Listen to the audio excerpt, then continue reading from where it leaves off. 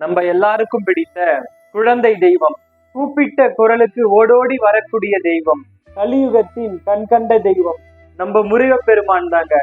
முருகனை வணங்கினதுக்கு அப்புறம் நம்மளுடைய வாழ்க்கையில என்ன மாதிரி அற்புதங்கள் நடைபெறும், முருகனை நம்ம எப்படி வணங்கணும், முருகன் கோவிலுக்கு போனா என்னென்னலாம் பண்ணணும், ஏன் நம்ம வாழ்க்கையில கஷ்டம் வருது, எல்லாரும் ஏன் முருகன் கஷ்டம் கொடுக்குறாருன்னு பல பேர் சொல்றீங்க. இதற்கெல்லாம் ஒரு முழு புரிதலா இந்த ஒரு பதிவு இருக்க போதுங்க. மிஸ் பண்ணாம முழுமையா பாருங்க. முதல்ல நான் ஸ்டார்டிங்ல இருந்து வரேங்க. முதல்ல எல்லாருடைய வாழ்க்கையிலயும் முருகன் எப்படி வந்திருப்பாருன்னா, திடீர்னு ஒரு முருகன் மேல அதிகப்படியான ஒரு ஈர்ப்பு வந்திருக்கும். முருகன் கோவில் தினம் தினம் நம்ம போயிட்டு வந்துட்டே இருப்போம். ஒரு சில விஷயங்கள் நம்மள சேஞ்ச் ஆக ஆரம்பிக்குங்க. என்னன்னா, நம்மளை சுத்தி இருக்கிற ஃப்ரெண்ட் சர்க்கிள் ஆகட்டும், நமக்கு நடக்கக்கூடிய விஷயங்கள் ஆகட்டும், எல்லாம் டோட்டலா மாறிட்டே வரும். இதற்கு முன்னாடி நம்ம எப்படி வேணாலும் வாழ்ந்திருப்போம். ஆனா முருகனை வணங்க வணங்க வணங்க முருகன் நம்மள செதுக்குவாரு. நம்ம வாழ்க்கைக்கு யாரெல்லாம் தேவை இல்லையோ அவங்க எல்லாம் விலகி போயிட்டே இருப்பாங்க. யாரு உண்மையானவர்களோ அவங்க மட்டும் கூட இருப்பாங்க.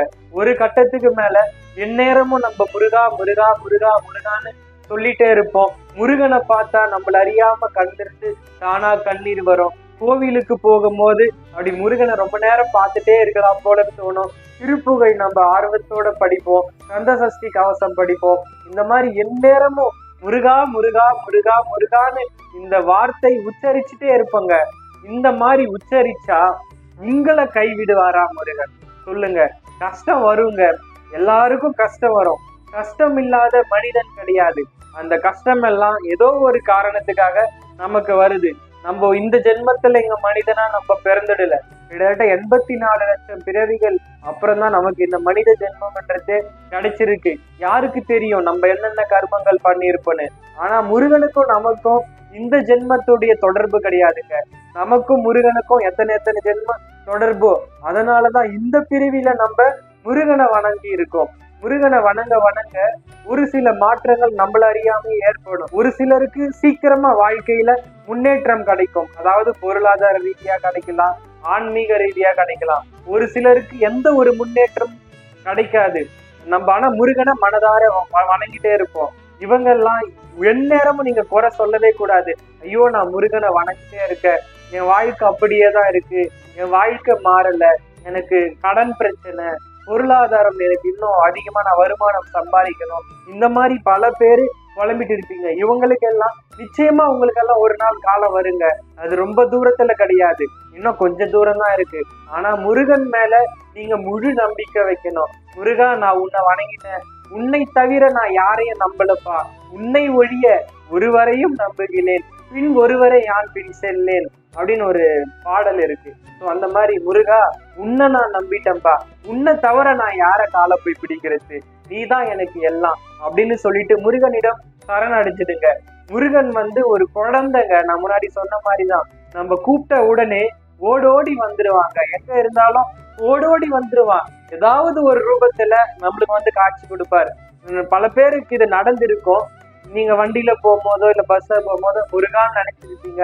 அடுத்த நொடி வேல் வந்து நிற்கும், முருகன் புகைப்படம் வரும், யாமிருக்க பயமேன் வரும். இது முருக பக்தர்களுக்கு யாரெல்லாம் முருகனை உண்மையா நேசிக்கிறீங்களோ இவங்க எல்லாருக்கும் முருகன் காட்சி கொடுப்பாரு. உங்களுக்குள்ள எப்பொழுதும் முருகன் இருக்காருங்க, அதை மறந்துடாதீங்க. முருகா முருகான்னு நீங்க சொல்லும் போதெல்லாம் உங்களுக்குள்ள இருந்து அனைத்து விஷயங்களும் மாத்திட்டு இருக்காரு. முருகன் சித்தர்களுக்கெல்லாம் ஆதி சித்தன். நம்ம 18 சித்தர்களும் முருகப்பெருமான் தான் குரு. அப்பேற்பட்ட முருகன் கலியுக கந்தன், அப்பனுக்கே பாடம் சொன்ன நம்ம முருகப்பெருமான். முருகனை பார்க்க ஒரு பேரின்பம் கிடைக்குங்க. அதெல்லாம் உண்மையா முருகனை உணர்ந்தவங்களுக்கு தெரியும். அப்படியே முருகனை பார்த்துட்டே இருக்கணும் போல தோணும், திருப்புகள் படிச்சுட்டே இருக்கணும் போல தோணும். இதெல்லாம் ஆன்மீக ஆனந்தம்ன்றது வார்த்தையால சொல்ல முடியாது. முருகா முருகா முருகான்னு சொல்லிட்டு நம்ம எவ்வளவுக்கு எவ்வளவு சொல்றோமோ, வள்ளல் வாரியார் சுவாமிகள் சொல்லுவாருங்க, முருகா முருகா முருகான்னு சொல்றவங்களுக்கு எல்லாம் அவன் இன்பத்தை வாரி வாரி வாரி வழங்குவான் அப்படின்னு வள்ளல் வாரியார் சுவாமிகள் சொல்லுவாரு. எத்தனையோ நம்மளுடைய குருமார்கள் முருகன் பெருமையை பரப்பி இருக்காங்க.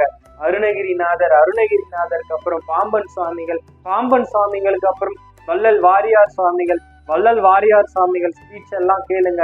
முருகனை பத்தி எவ்வளவு அற்புதமா பேசியிருப்பாரு. இவரெல்லாம் நம்மளுக்கு கிடைச்ச ஒரு வரங்க. திருப்புகழ் திருப்புகழ் படிச்சா வாய் மணக்குங்க. முருகன் கிட்ட ஒருத்தர் கேட்கிறாரு, முருகா உங்களுக்கு 6 படை வீடு இருக்கு முருகா, நீங்க 6 படை வீட்டுல எந்த படை வீட்டுல இருப்பீங்க அப்படின்னு ஒரு அடியார் கேட்கிறாரு. அதற்கு முருகன் சொல்றாருங்க, திருப்புகழ் யாரெல்லாம் மனதார என்ன நினைச்சு படிக்கிறாங்களோ அவங்களுடைய மனதுல நான் இருப்பேன்.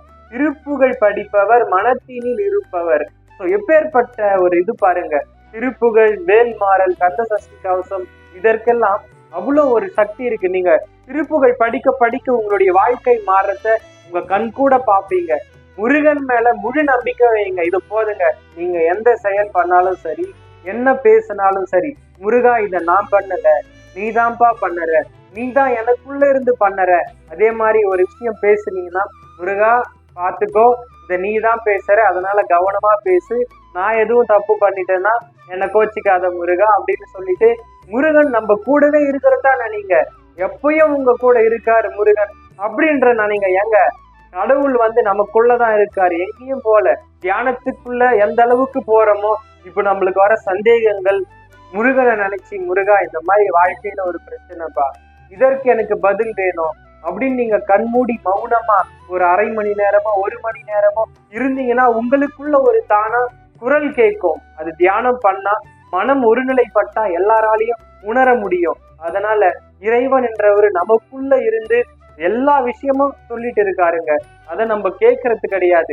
இறைவன் ஒரு வழியை காட்டுவார், அதை செயல்படுத்தணும். இறைவன் ஒரு விஷயத்தை தான், ஏதாவது ஒரு சின்ன ஒரு மெசேஜ் கொடுப்பாரு, அதை நம்ம பிடிச்சிட்டு அதை செயல்படுத்தணும்னா அதுல நம்ம முன்னேற்றம் கிடைக்கும்.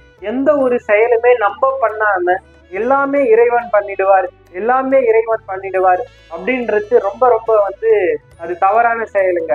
பல பேருக்கு கஷ்டம் வருது, வாழ்க்கையில முருகன் எனக்கு எதுவுமே நடத்த மாட்டேங்கிறாரு அப்படின்னு சொல்றீங்கல்ல. ஸோ அவர் ஏதாவது ஒரு விதத்துல உங்களுக்கு ஏதாவது ஒரு மெசேஜ்ன்றது கொடுத்திருப்பாரு, அதை நீங்க செயல்படுத்திருக்க மாட்டீங்க. அது நம்மளுடைய தவறு தானே. நம்ம ஒரு அடி எடுத்து வச்சாதான் இறைவன் நம்மளை நோக்கி 1000 அடி எடுத்து வைப்பாருங்க. நம்ம ஜஸ்ட் நம்ம அதை பண்ண போறோம், அவ்வளவுதான். அதுவும் யாரு பண்றது? நமக்குள்ள இருந்து இறைவன் தான் நம்மள செயல்படுத்துறாரு. அதனால நம்ம அதை ஜஸ்ட் நம்மளுடைய கொஞ்சம் எஃபெக்ட் போடுங்க, அடுத்து இறைவன் பார்த்துப்பாரு. இப்ப நான் முருகனை பத்தி நான் வீடியோ பேசுறேன், இது எனக்கு 1 லட்சம் வியூஸ் போனோம், 10 லட்சம் வியூஸ் போனோம் அப்படின்னு நினைச்சிட்டு நான் வீடியோ பண்ணலங்க. நான் முருகனை பத்தி பேசுறேன், நான் சந்தோஷமா இருக்கேன், அவ்வளவுதான். ஸோ இது எனக்கு அவ்வளவு வியூஸ் போன அந்த மாதிரி ஒரு சின்ன ஒரு தாட் கூட கிடையாது. ஸோ அந்த மாதிரி நீங்க செய்யக்கூடிய வேலைன்றத ரொம்ப நேசிச்சு பண்ணுங்க. எந்த ஒரு செயல் செஞ்சாலும் அதை இறை நினைப்போட செய்யுங்க. இறைவா இதை நீதான் பண்ணற, முருகா நீதான் பண்ற அப்படின்னு ஒவ்வொரு செயலுக்கும் இறைவனை நீங்க முன்னிறுத்துங்க. இது போதும், அனைத்திலும் வெற்றி கிடைக்குங்க. நம்ம ஏதாவது ஒரு சின்ன பிழை செய்தாலும் அதை நம்ம கண்டுபிடிப்போம். எந்த ஒரு வேலையும் இறை நினைப்போடு அதுல முழு கவனத்தோடு நம்ம பண்ணும் பொழுது அங்க இறைவன் வந்துடுறாருங்க.